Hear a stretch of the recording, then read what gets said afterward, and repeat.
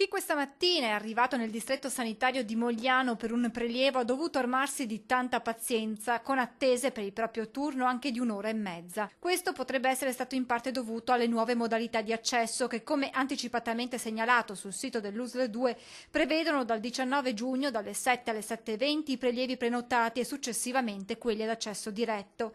E in parte sarebbe da ricondurre al nuovo personale impiegato per i prelievi, subentrato in seguito alla gara d'appalto. In realtà il cambio d'appalto è avvenuto con la data del 1° luglio 2018, quindi in realtà la nuova azienda ha cominciato a lavorare già da lunedì.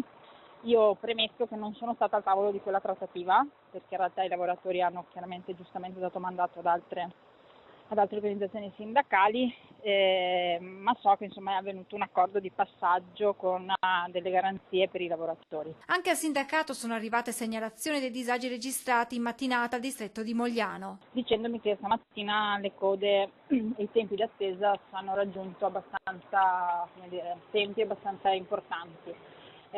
Io credo, da come insomma ho provato a fare anche un ragionamento, che questo cambio d'appalto ha dato il via anche a nuove assunzioni e quindi credo che il personale addetto presso il punto di Mogliano sia tutto personale nuovo, affiancato, e quindi stamattina le code, insomma i disagi per la cittadinanza ci sono stati. La CGIL ora sta monitorando la situazione anche negli altri distretti dell'ex ULS 9. Grandi problemi non ce ne sono stati, stiamo attendendo che cosa succederà tra giovedì e venerdì presso il distretto di Ponzano, dove ci sarà l'accesso diretto e pare che ci sia l'inserimento di nuovo personale.